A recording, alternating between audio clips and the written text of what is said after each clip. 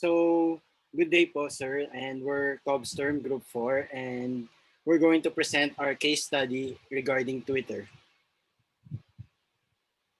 Okay, so for the first question is, what does a pestle analysis suggest for the macro environmental impact on the social media industry? Which of the macro environmental factors appear to have the greatest potential impact on Twitter and why? Pestle has 6 branches. These are political, economic, sociological, technological, legal, and environmental. And for political, it has an impact on social media, on the political landscape. And as you can see, uh, people use Twitter to speak out every time there's an election. An example would be the U.S. Presidential election, Biden versus Trump, where influencers and other people have been sharing what they know about the two candidates. And there's also an action by the government to restrict access to products and services or censored content. As for economic, there's a development of e-commerce and growing competitions. And in Twitter, it can be seen that a lot of famous companies such as Tesla, SpaceX, and basically any big company, they have their own Twitter account where they post their new products and stuff.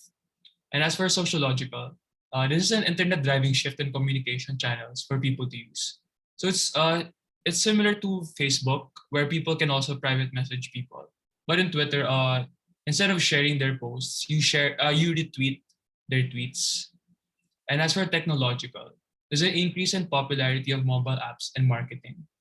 And there's an artificial intelligence and machine learning. So people use the platform to post their new apps. As you can see, that there's a lot of ads in Twitter, especially when it comes to games. And as for legal, the legal risks include impersonation and the malicious tweets. And there's also privacy and government regulations. And as for environmental, there's promotion of environment campaigns and products. And there's a power consumption of data centers. And the group believes that sociological has the biggest potential out of them all. This is because this has the ability to maximize and utilize the platform for people to seek change to help make the world a better place. And one of the topics that are often talked about in Twitter are mainly about racial injustice, animal abuse, bullying, exposing the corrupt, equality, food shortage, healthcare, and gun violence.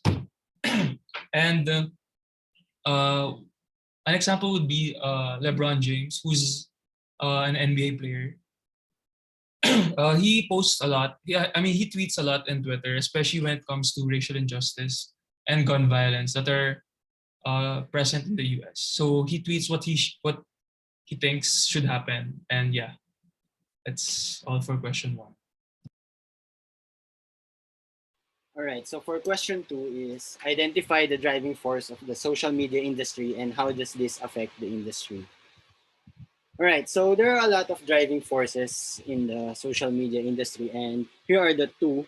So first is competition and rivalry. Of course, in any business, even whether in the social media or in face to face, there's always competitors, and these competitors we can use this for our disadvantage or advantages. Now, for the competitors of Twitter, they have Facebook, they have Wattpad, they have Instagram, and they have Snapchat. All of these are big competitors of Facebook. So these competitors, they can provide better platform services. And the impact of this is that uh, people will shift to its competitors. So people who are using Twitter, since competitors are providing better services, so what can happen is that customers may likely shift to using Twitter to using Facebook or using Instagram or Wattpad. Now, on the other hand, the advantage is that this can boost the company to provide better services. And of course, if, for example, Twitter, they see that Facebook, Instagram, or Wattpad is innovating their products or their services online. So Twitter can also use this as their motivation na let's also innovate our service so that we can retain our customers like sila Pope Francis, sila Donald Trump, LeBron James, and Justin Bieber, and the people that I've mentioned are the big users of Twitter. So when pagka ginamit to ng Twitter to their advantage, so the result is that more revenue and more people will use Twitter. Now, for the next driving force of the social media industry is buyers and customers. Of course, in the business world, buyers is very important because without buyers, we don't have any business. So, buyers and customers are is I think one of the important,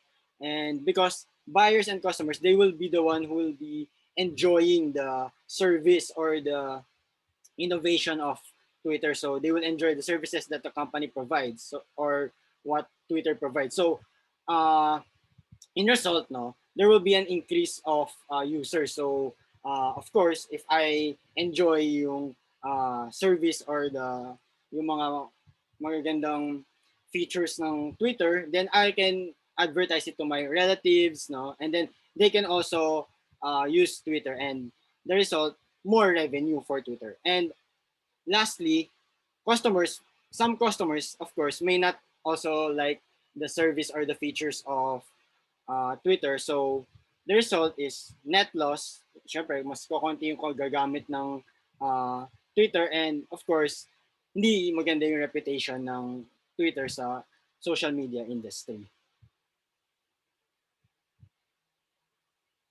So for the third question, what does the SWOT suggest for Twitter's future? Next slide. Next. So for the strengths, the first one is it is a current service with real-time information. So their primary service is the Twitter global platform for the real-time public self-expression and conversation, which allows people to create, consume, discover, and distribute content. So for example, some of the most trusted media outlets in the world, such as CNN, Bloomberg, the Associated Press, and BBC, use Twitter to create content and to update the world with the current events. So the second one is it is a strong and well-known marketing tool because it is used by firms to spread awareness about their brands, products, and promotional offers reaching their targeted audience. In addition, the content in Twitter is not limited to its members who have an account, but it can also be read by people worldwide, since it is a public platform. The third one is it is a globally powerful brand image. So as we all know, Twitter is very popular because of numerous high-profile users such as Donald Trump, Pope Francis, Justin Bieber, Katy Perry, and many more celebrities around the world. And the fourth one is their strong technology platform and analytical capabilities since they produce high velocity information exchange. And for the last one, they it is a strong set of product offerings for developers and data partners. So Twitter's data partners usually purchase licenses to access all or a portion of the company's data for a fixed period. So the company operated a mobile ad exchange and received service fees from transactions completed on the exchange. So this allowed buyers and sellers to buy and sell advertising inventory, and it also matched buyers and sellers.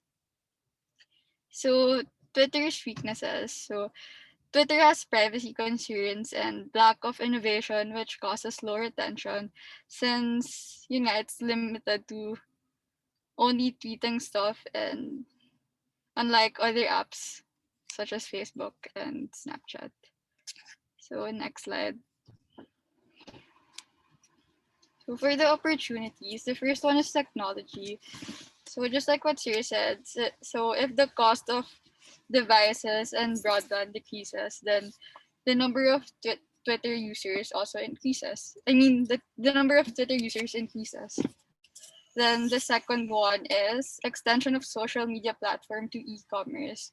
So Twitter is not only limited to tweeting current events, but it can also be used as an online platform for businesses to spread awareness about their brand and to provide updates as well. So for the third one, it is also capable of driving new business results. So As they spread awareness, this can also result to success and more consumers. So lastly, for the threats, first one is competition. So their major competitors are Facebook, WhatsApp, Snapchat, Instagram, and LinkedIn, since they're also current services with real-time information. Second one is regulations, privacy, and the protection of user data. This is considered a threat because hackers and frauds are normal and it is inevitable. Then the third one is spam and fake news. So fake news can be easily spread on Twitter since anyone can literally tweet anything. And for example, one can just tweet that parang may earthquake pero wala naman talaga. So for the last one, it, the last one is risk from cyber attacks and breach of confidential user data since yun nga, like cyber attacks such as cyberbullying is also inevitable. Done na.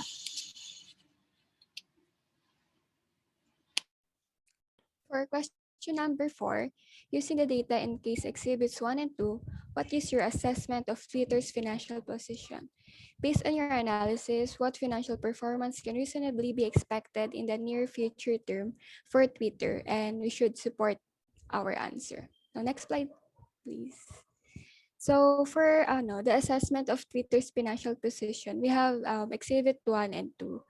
So based on the financial statement or yung balance sheet ng Twitter, the performance of their company is growing throughout the years from 2014 to 2018.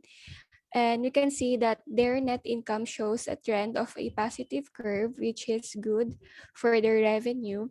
And we can also see that Twitter's cost has been growing from 2014 until 2018. But in the last quarter of 2017, Twitter has reduced their costs and profitable outcome since the beginning. So dahil nag-cut nga sila ng cost, syempre magkakaroon din ng decrease in their revenue, and that's for 2017. And for the exhibit number 2 naman, we can see that the Twitter total assets were constantly increasing from in year 2014, it amounted to 5.5 million, and it increased up to 10.1 million in 2018, and it is merely 45.06 of increase. And um, we can also say that nag-reduce yung Twitter ng kanilang expenses in intangible assets like research and development, sales, and marketing that represent 50% of their intangible assets in year 2018. And by this, yung expenses nila, yung pag-reduce nila ng expenses, yung pag-cut nila ng expenses is quite effective for them, and it's covering their costs. So parang binabalance lang nila kung ano yung mas the best way to gain profit.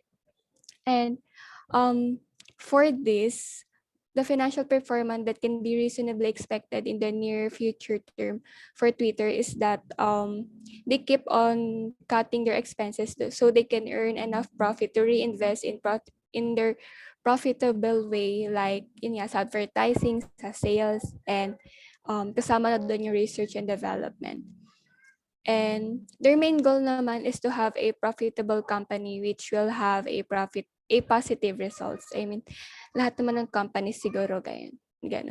And it is just that Twitter has a unique product and advantage in use and benefits for businesses, which can be also advertised on the platform due its real-time natures. Kasabi, nasabi rin to ni Hesed, ni Bea, and ni Miko na malawak na yung wide range ng Twitter. So we think that kaya nag-reduce yung Twitter dun sa research development nila and sa marketing is that stable na yung kanilang audience, yung kanilang consumers sa yung ano nila, consumers and yung, mga users ng Twitter and yung pinakamalaking, competitor lang nila for as of today is Facebook. So next slide po. Okay, so for the last question is from the data provided in the case, how does Twitter's performance stack up with Facebook and Snap, and is there a clear winner based on your analysis? So next slide. So first let's look at the financial ratios on 2018, and as clearly it can be seen that Facebook has the strongest and highest profitable ratio out of them, and and next is for Twitter. Twitter is for the is in the middle ground between the three, because for this year they also gained much of their profits already, and even though they had these profits, they also had some of the debt to asset and debt to equity to have a high balance. So some of these aspects are the ones that holding Twitter back. And for Snap is for the last place is Snap is because precisely they have the weakest of the profitability out of the three, and to also summarize, they also have much of those profitable accounts to have a negative balance. So for the and so we'll look at the for next is we'll look at what part of the life cycle is the three companies are. Next slide. So out of the three, Facebook was the earliest social media launch, and it was launched as early as 2004. And the second is Twitter, and the earliest is Snapchat. So first is for Twitter. What stage of life cycle is Twitter is right now? And it could be seen that from the analysis of the historical data of Twitter, they was able to get past the introduction phase and started to show signs of growth on 2018. But and coming on for Facebook is they also showed strong starting phase, much like Twitter, that from the moment that they were released, much of the people already was interested in diving into the new onto the new platform, and they were profitable only on they showed profitability on the year of 2010, and now currently they are way past of the growth stage. They're already in their maturity stage. And lastly is for Snapchat, which is the earliest of out of the three. um, when it was launched, it accumulated lots of users, but at the but at the uh, throughout its run, it slowly declined the amount of users that it has accumulated, and it started showing a weak profitability throughout the years, which is caused by the slow decline of which is because of the slow decline of the users. And that's it.